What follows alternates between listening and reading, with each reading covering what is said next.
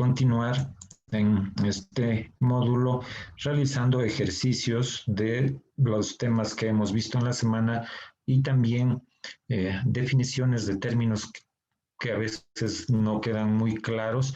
Espero que presten atención y luego de la clase pues atento a las preguntas. Empezamos con el caso de una paciente mujer de 70 años de edad que refiere que tiene episodios de mareo ya de un año de evolución, pero que no se habían complicado hasta el día en que es atendida, en que sufre un síncope estando subiendo unas gradas, es decir, con un esfuerzo leve nada más. Entonces, este es el electrocardiograma y vamos a seguir con la lectura e interpretación del mismo. Entonces, como siempre, buscamos la estandarización. Encontramos aquí el registro de 10 por 5 y vamos a ABR y vemos que tenemos ondas negativas. Entonces, concluimos de que la estandarización es adecuada.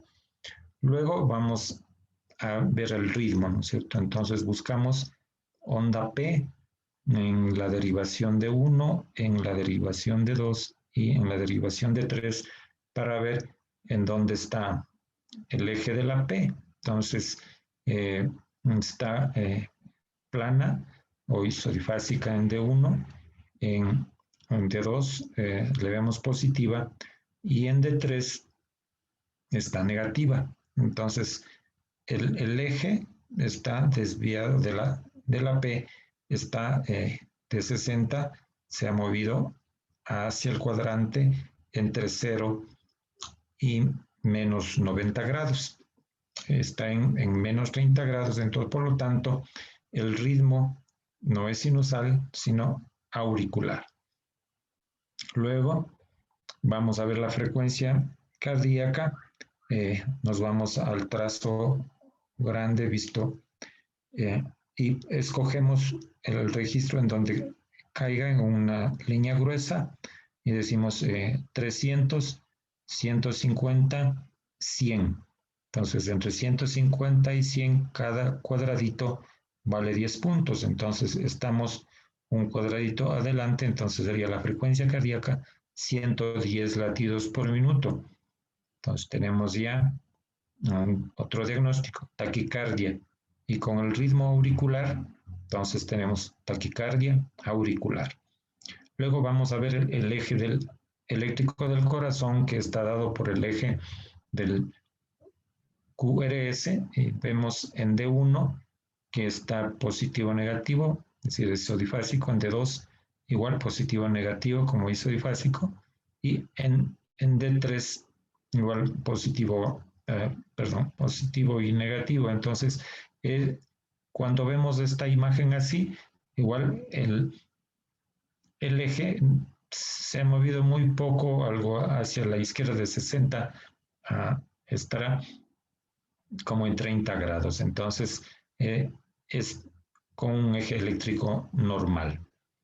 Luego vamos a ver la morfología de la onda P, que hemos dicho que está pequeña, las derivaciones de miembros, aquí en D2 se ve pequeña, en D3 parecería que incluso está isodifásica. Luego nos vamos a B1 y en B1 vemos que está positiva, ¿no? P, pero también es una onda pequeña como se le ve aquí en B1, en B2 ya no, sí también la distinguimos, también una casi plana, en B4 apenas elevada. Luego vamos a ver el intervalo PR. Desde el inicio de la onda P nos podemos servir aquí hasta el inicio del complejo QRS. Entonces tenemos 1, 2, 3 cuadraditos, es decir, en 120 milisegundos. 3 por 40, 120. Entonces estamos en el diríamos, normalmente va de 120 a 200, está en 120, en el límite inferior de la normalidad. Luego vemos al QRS, la morfología que puede tener, entonces nos fijamos en esta morfología que la hemos visto ya antes, una R grande en B1, ¿no? Y ancha con 1, 2, casi 3 cuadraditos, y vamos a fijarnos en B6 que está también negativa y ligeramente ancha en B6. Entonces, recordamos, ¿no es cierto? Ancho y positivo en B1 y ancho y positivo en B6 es la imagen de bloqueo de rama derecha. Entonces, hemos dicho que cuando ya tenemos imágenes de bloqueo, pues el resto, como medir las ondas o ver la transición, pues podemos hacerla de rutina, ¿no? Entonces, vemos aquí que la transición se mantiene aproximadamente en B4 a B5, que sería algo tardía. Y podemos ver, aquí en cambio ya no podemos ver la magnitud o amplitud de los vectores por el bloqueo de rama.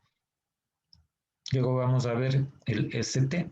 Entonces el ST nos fijamos en todas las derivaciones, vemos la línea isoeléctrica y el ST están al mismo nivel en D1. En D2 hay un infradesnivel, en D3 también es infradesnivel. A ver, se mantiene, es en ABL, está ISO, en ABF está infradesnivel. Y seguimos así. Bueno, aquí tenemos el bloqueo de rama, aquí en B2 sí muy claro, infradesnivel, B3 infradesnivel, B4, B5 e incluso hasta B6, ¿cierto? Entonces, ¿qué es un trastorno de repolarización? ¿No? Igual, entonces vemos la onda T, también en las derivaciones, no le distinguimos en D3, negativa en ABR, que esto es normal. También aquí podría ser isodifástica en ABF. Negativa en B1 es porque como tenemos el bloqueo de rama, pues la repolarización va inversa a la despolarización en el bloqueo. Aquí ya no le distinguimos, sino que es también positiva, pero muy pequeña. En B6 sí logra ser normal. Entonces igual tenemos trastornos de repolarización. Vamos a ver luego el QT, desde el inicio de un complejo hasta el final de la onda T. Entonces buscamos, puede ser aquí, de un cuadradito más del grueso, 5 y digamos 9, serían 9 multiplicamos por 40, son 360 milisegundos. Entonces, recordemos que es hasta 400 normal el QT. Luego multiplicamos entonces en la calculadora 360 milisegundos del QT medido, multiplicamos por la frecuencia cardíaca de 110 y nos da un QT corregido de 487. Esto sí es prolongado, ¿no es cierto? Sabemos que es mujer y que tiene 70 años y máximo el QT se prolonga en adultos mayores a partir de los 50 años ya se prolonga y más en mujeres que en varones. Pero máximo con estas consideraciones puede estar en 470, pero está en 487, entonces tenemos un QT largo. Entonces, recapitulando, ¿no es cierto? Tenemos en la estandarización adecuada, hemos visto el ritmo auricular con una taquicardia, con un eje dentro normal, y la onda P pequeña podría atribuirse a la taquicardia auricular.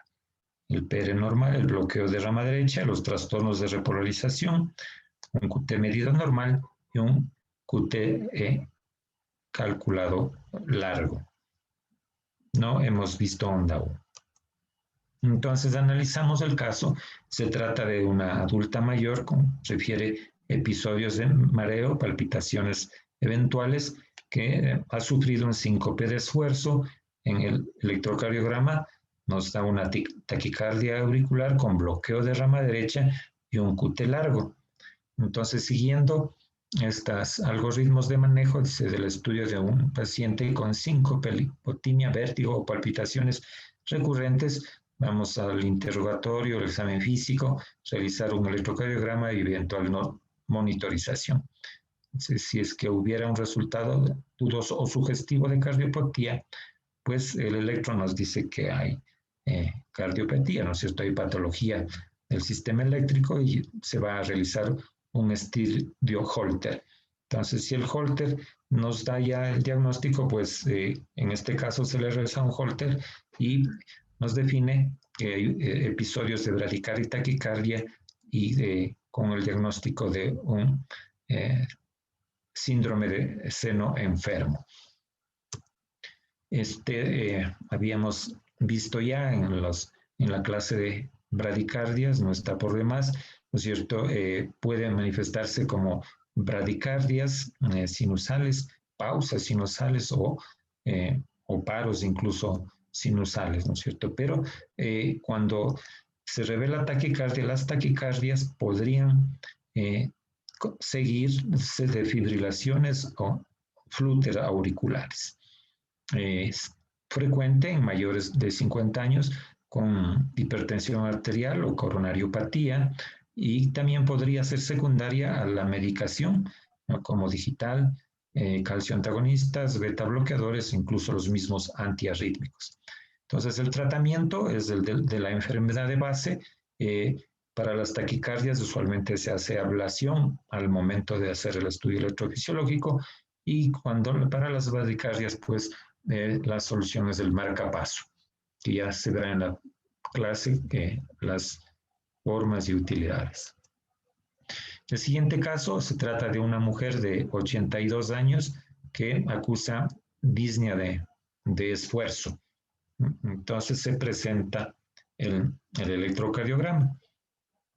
Entonces aquí seguimos con nuestra rutina de ver la estandarización. Encontramos aquí ondas negativas en ABR, entonces decimos que está adecuada la estandarización. Luego vemos el eje de la P y vemos en D1 como estuviera isodifásica o plana, en D2 también prácticamente plana y en D3 está ligeramente negativa, pero es negativa. Entonces concluimos que el eje de la P está en el cuadrante entre 0 y menos 90 grados, es decir, un ritmo auricular. Luego vamos a ver la frecuencia y obviamente notamos aquí, empezamos viendo un registro 300, 150, 100, 75, 60. Entonces, 60 latidos por minuto, una bradicardia. Vamos a ver en otro de 300, 150, 100, 75, 60. Entonces, una taquicardia, bradicardia auricular. Luego vamos a ver el eje. Entonces, recuerden que el eje del QRS vemos en D1, D2 y D3, positivo, positivo y negativo en D1. Entonces, el eje está desviado hacia la derecha. ¿Cuántos? Como vemos que está negativo, de 60 has llegado más 30, diríamos sería 90, más otros 30 a 120. Entonces el eje está desviado hacia la derecha. Y buscamos ondas P y vemos en el registro hacia abajo unas ondas irregulares, no hay. Entonces tenemos la duda de que existan ondas P. Entonces nos ponemos como interrogante, serán ondas las de flute, recuerde que son en dientes de sierra, pero estas son demasiado pequeñas, entonces nos queda la duda de que sean unas ondas tal vez de fibrilación. pero con una frecuencia ventricular bastante regular. Entonces vamos luego a ver el PR desde el inicio de la onda hasta el inicio del QRS, y también vemos que tenemos 1, 2, 3, tal vez 3 a 4 cuadraditos, máximo 3 en este caso, 1, 2, 3, entonces 120. Estaríamos en algunas como corto y en otras, si consideramos aquí 1, 2, 3, 4, 160, entonces hay variación de esto, ¿no es cierto? Entonces, como tenemos un ritmo auricular, ya a veces nos es difícil ver el PR. Luego vamos a ver el QRS. El QRS si le notamos ancho, ¿no es cierto? En las derivaciones de miembros y aquí la imagen, ¿no es cierto? Ancho y negativo en B1 y ancho y positivo en B6. Recuerden, es la imagen de bloqueo de rama izquierda. Ancho y negativo en B1, ancho y positivo en B6. Obviamente en B6 la T es negativa porque, como hemos dicho, va en dirección opuesta a la despolarización. La repolarización se grafica entonces negativa. Entonces, van a ver bloqueo de rama izquierda, ¿cierto? Entonces, vamos al ST para ver si hay infras o supradesniveles. Aquí nos parece que en ABF hay un infradesnivel. Acá, en cambio, pensando en supradesniveles, de pronto aquí en ABL, un supradesnivel, y obviamente acá en las derivaciones muy claramente, ¿no es cierto? En B1, B2, B3, supradesnivel, B4. Pero claro, tenemos de fondo la imagen de bloqueo de rama y con todo pues son trastornos de repolarización. Y una T bastante alta, más grande, ¿no es cierto? Que se ve aquí inmensa. Y con la consideración de que hay bloqueo de rama, hay trastornos de repolarización. Nos vamos luego a medir el QT desde el inicio del complejo hasta el final de una onda T. Entonces, claro, como es bastante ancho, ¿no es cierto? El complejo, empezaríamos de aquí, uno cuadradito antes de la línea gruesa, entonces serían 5, 10, 11, 12, prácticamente 12 por 4, 480, es muy largo el QT medido, y esto multiplicamos por 60, que es la frecuencia cardíaca, y tenemos un QTC corregido de 480, es decir, un QT corregido largo. Y entonces recordamos, pues es una bradicardia auricular con un eje hacia la derecha, y nos da la duda de que exista o no fibrilación. Entonces habíamos puesto aquí, está en normal, algunas ondas estaría ancho con interrogante, habrá el bloqueo de rama izquierda por esa imagen, los trastornos de repolarización y el QT largo.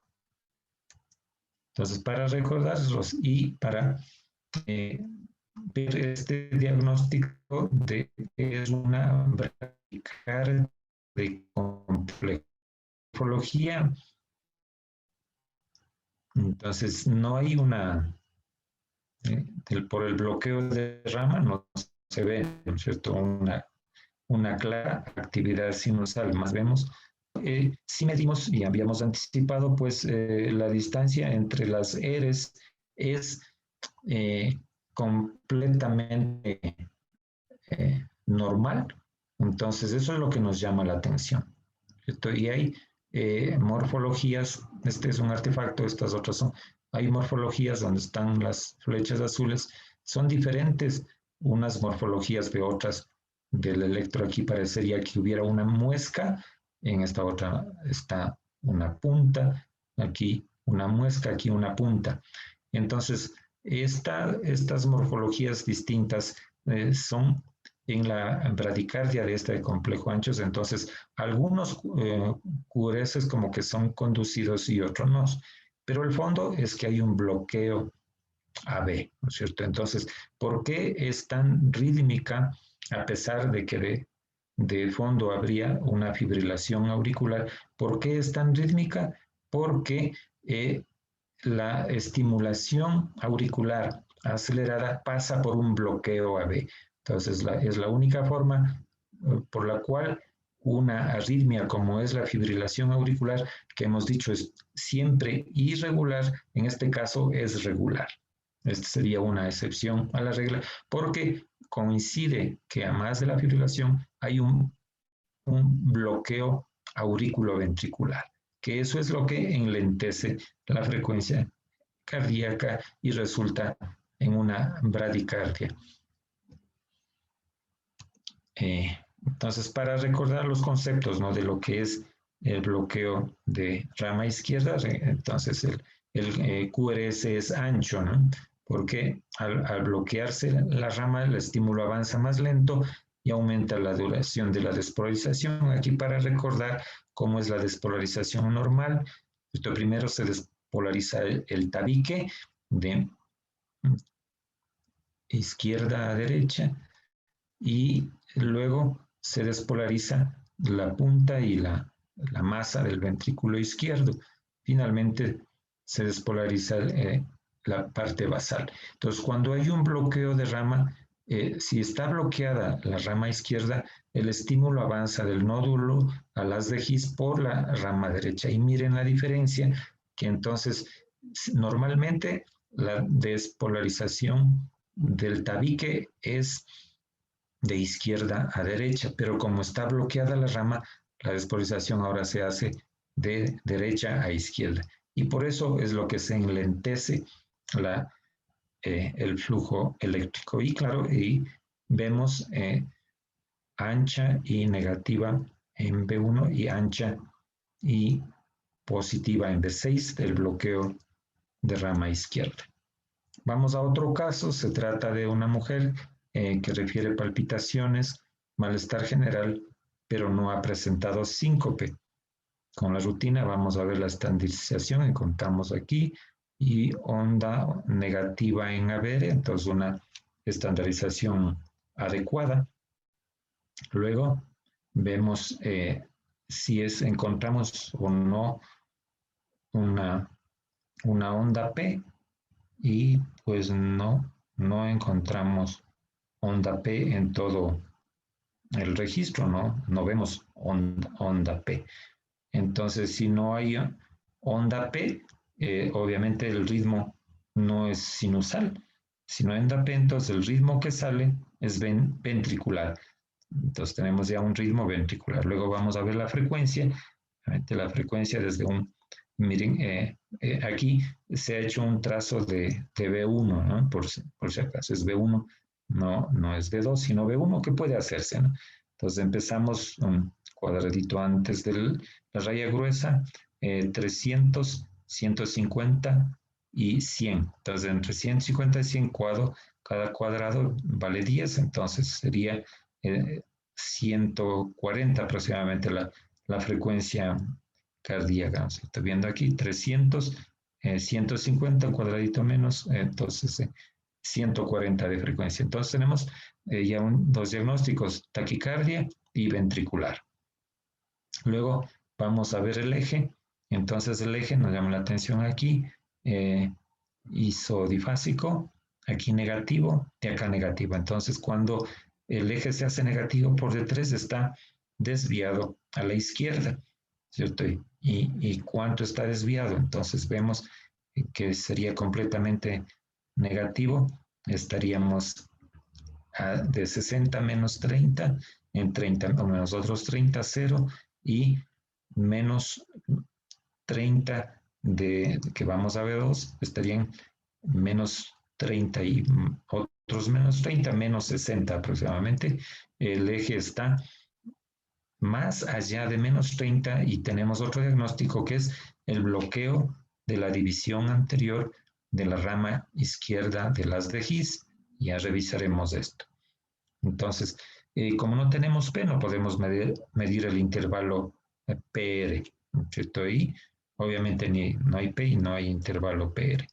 Luego vamos a ver la imagen, ¿no es cierto? En B1, ancho y positivo en B1 y ancho y negativo en B6, bloqueo de rama derecha.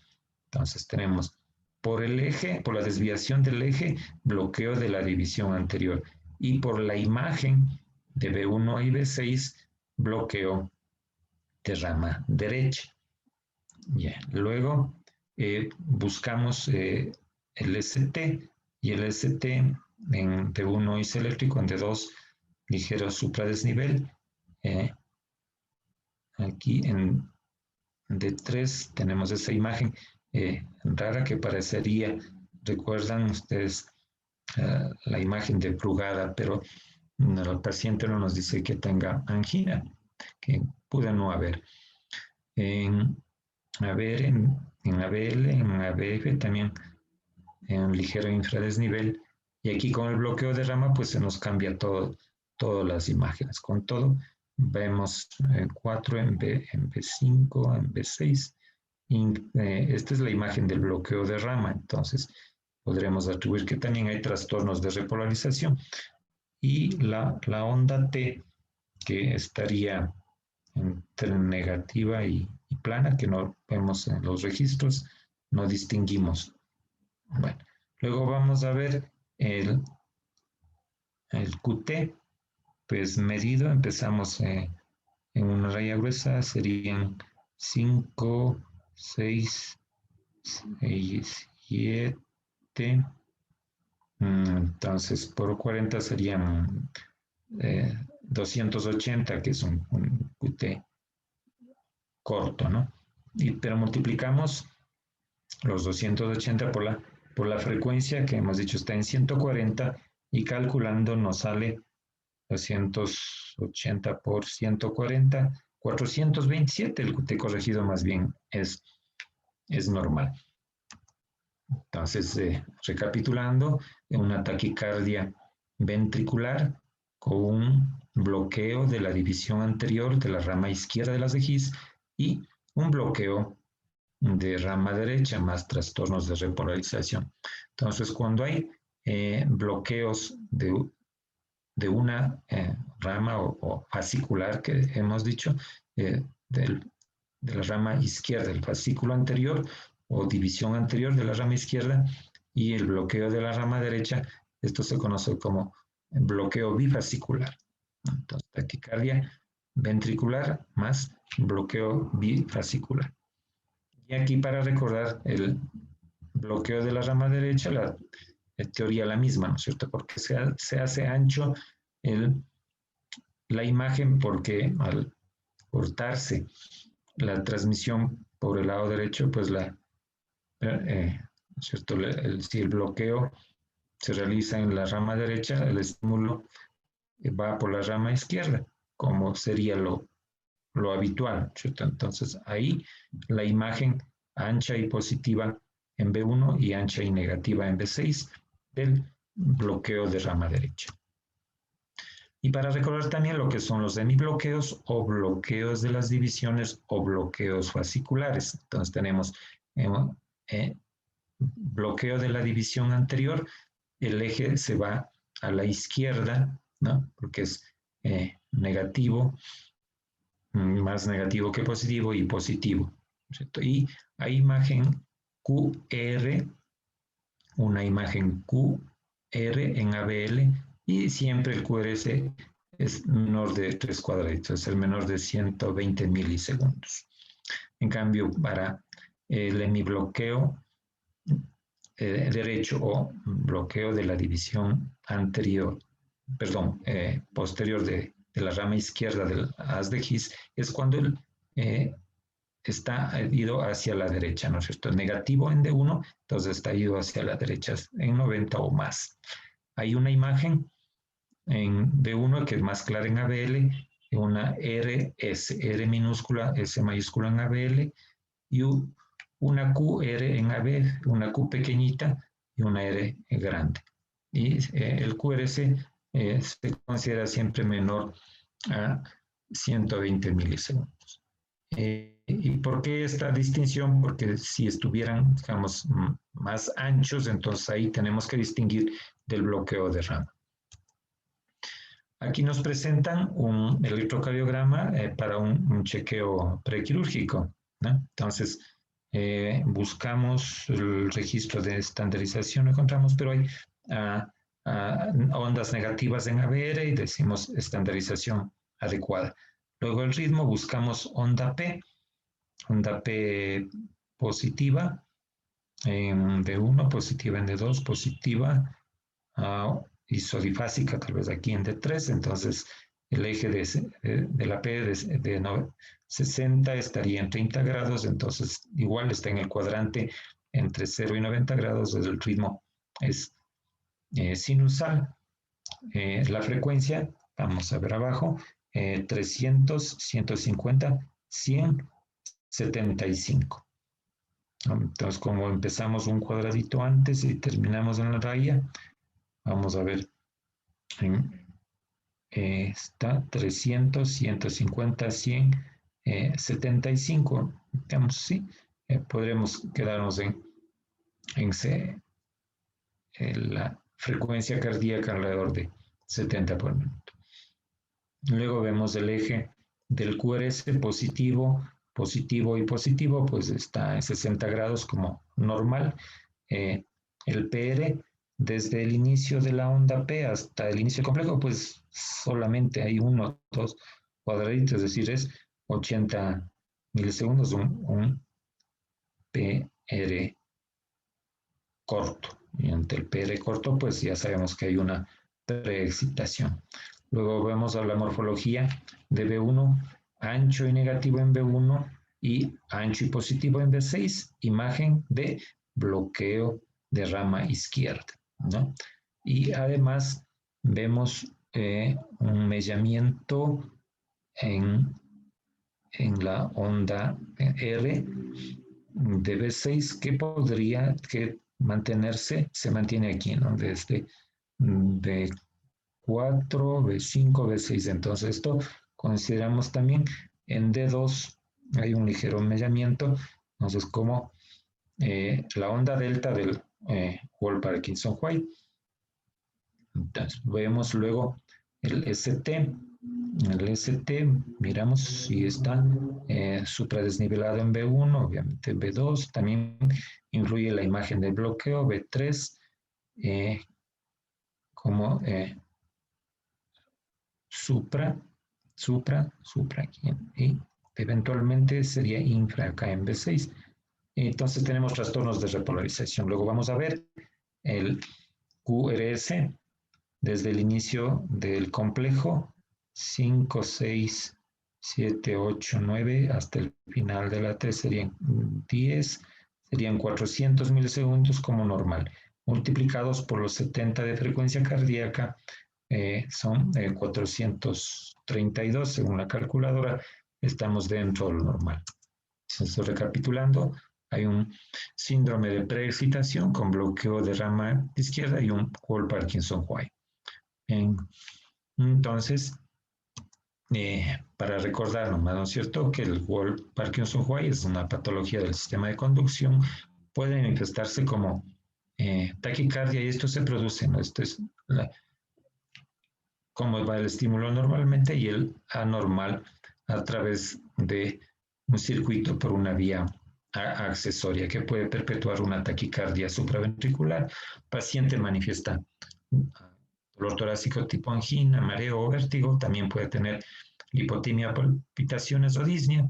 En el electrocardiograma vemos la onda delta, se realiza el estudio Holter y pues luego el estudio electrofisiológico que podría eventualmente realizarse en este ablación o cardioversión en los casos de emergentes y para los casos crónicos, pues desfibrilador cardiovertor implantable.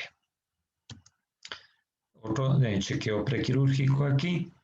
Entonces tenemos buscamos la estandarización, encontramos aquí ondas negativas en ABR, la onda P, positiva de 2, buscamos otra P, pequeña pero positiva, entonces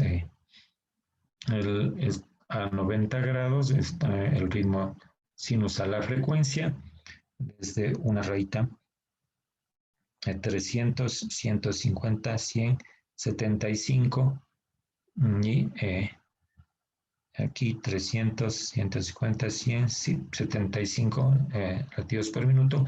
El eje positivo, negativo y negativo. Entonces el eje está desviado a la izquierda, está a menos 60, entonces un bloqueo de la división anterior de la rama izquierda de las de His. La onda P está pequeñita, ¿no?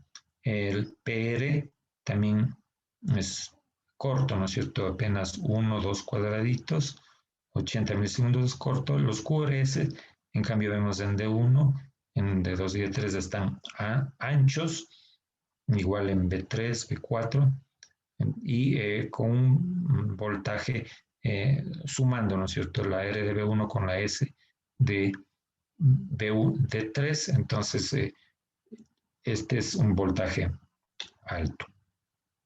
Luego vamos a ver los STs, si están supra o infra desnivelados, y eventualmente aquí D1 es algo irregular, en B4, perdón, B negativos y ondas T negativas, buscamos ondas T negativas y encontramos en ABL y en D1 también ondas T negativas. Entonces hay trastornos de repolarización.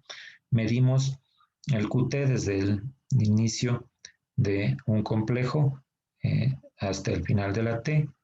Entonces, 5, 6, 7, 8, 9 por 4, 360 y multiplicamos por la frecuencia de 75 latidos por minuto. Vamos a ver, el QTC corregido está en 402, está dentro de lo normal. Entonces, recapitulando, pues un bloqueo de la división anterior, del fascículo interior de la rama izquierda de las CIs y con un síndrome de preexcitación por el PR tan corto. Ahora vamos a otro caso, nos refieren que este es un electrocardiograma de un paciente que es encontrado sudoroso y tembloroso, entonces aquí pues decimos lleven a emergencia a ver qué pasa el paciente, entonces totalmente irregular. Recuerden, aquí el temblor nos dará el diagnóstico. Entonces, ¿qué pasa? Que estos son artefactos, ¿no? Entonces, cuando se vean mucha irregularidad así todos, entonces hay que ver preguntar qué pasó con el paciente. Entonces, si el paciente es sudoroso y tembloroso también ha tenido Parkinson, entonces luego de controlado el temblor, pues se normaliza todo en estas irregularidades. Bueno, estos son los artefactos que pueden ocurrir. Luego también nos hacen ver una imagen de telemetría, ¿no? La telemetría para los pacientes que han tenido una arritmia y luego se hace telemetría o antes o después del registro Holter se puede ver. Entonces aquí nos están señalando varias ondas irregulares y acá está la descripción. Dice que las flechas grises nos muestran complejos ondas P y complejos QRS normales, PQRS, PQRS, PQRS. ¿No? Entonces, como un ritmo sinusal, pero en amarillo de pronto aparece una QRS pero sin P. Entonces, esto es un extrasístole auricular porque no tiene P. Las flechas azules indican, en cambio, que el complejos anchos, ¿no? QRS anchos. Este complejo normal y este QRS ancho, otro QRS ancho, QRS ancho. Entonces, mostrado en asterisco es que hay una T antes de esta, que es una extrasístole ventricular, porque no tiene onda P. Entonces, hemos visto un extrasístole auricular, porque el QRS es angosto, y un extrasístole ventricular con el QRS ancho. Obviamente, este paciente va a estudio electrofisiológico. Y luego estamos con un varón asintomático que se realiza un chequeo antes de la maratón y obviamente tenemos una bradicardia sinusal, ¿no? Hay onda P, entonces una bradicardia sinusal que eventualmente es normal en un deportista. Y luego una mujer de 64 años con disnea progresiva de miembros inferiores. Entonces aquí lo que nos llama la atención es el B1, ¿no es cierto? Decíamos es positivo en B1, pero no es ancho y positivo, y en B6 no es negativo. Entonces, esta imagen que no es bloqueo de rama, esto es crecimiento del ventrículo derecho, con la T que siempre como es negativa va a la inversa de la despolarización. Entonces, el crecimiento, una mujer, está aquí la clínica nos orienta, ¿no es cierto? Disnea progresiva, edema de miembros inferiores y cianosis, nos hace pensar en patología pulmonar que ha repercutido hacia el lado derecho del corazón y ha causado un crecimiento del ventrículo derecho. Entonces, para revisar lo de los crecimientos ventriculares, aquí tenemos una imagen de cómo sería normal, ¿no es cierto? En B1 y en B6, ¿qué es lo que vemos?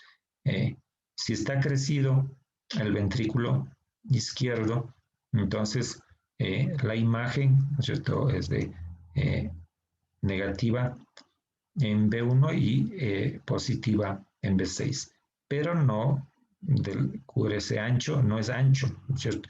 Entonces, esa es la diferencia con el bloqueo de rama del crecimiento. Y aquí nos servimos para el lado izquierdo del llamado índice de Sokolov. Se ve la amplitud de la SDB1, se suma la amplitud de la RDB6 y si es mayor de 35, ese es el llamado índice de Sokolov positivo de crecimiento ventricular izquierdo. Para el derecho, que es el caso que nos ocupa, entonces igual se ve que la onda R en B1, ¿no?, sea más de 7 milímetros, ¿no?, que es uno de los conceptos, que la R en B1 más la S de B5 o de B6, sumando entre las dos, sean mayores de 11 milímetros, ¿no? Y que el QRS siempre sea menor de 0. Recuerden, si es mayor, ya es un bloqueo de rama. Pues gracias por la atención y vamos a contestar las preguntas que tengan respecto a lo que hemos revisado o alguna inquietud de la clase. Muchas gracias, doctor Cisneros. Bueno, ya está abierto el chat. Si es que hubiese alguna pregunta, pues vamos a proceder a responderlas. Por favor, vayan registrando. Solamente recordar que a continuación vamos a pasar con el ingeniero Santiago Obando con el tema de los marcapasos. Y pues las grabaciones de estas clases ya estarán disponibles a partir de mañana para que puedan ustedes revisarlas o las personas que por algún motivo no pudieron participar el día de hoy. Si es que no hubiera preguntas al respecto, pues le agradeceríamos al doctor Cisneros por su participación, invitarle, comprometerle para el día lunes comenzar el último módulo, agradecerle por la participación. No sé si quiere dar algún comentario final, doctor Cisneros, antes de darle la palabra a Santiago Obando. Gracias, doctor Edison, pues para recordar a los participantes que pues se han dado bastantes ejemplos de patologías, a veces comunes, a veces raras, pero que son útiles, ¿no? Para cuando yo veo una de estas cosas y veo un electrocardiograma normal, pues ya estoy tranquilo cuando sea normal. Y cuando está alterado, pues me doy tiempo para revisar paso a paso según lo que hemos aprendido a hacer la lectura e interpretación. Les agradezco por la atención y buenas noches con todos. Muchas gracias, doctor. Buenas noches. Hasta la próxima semana.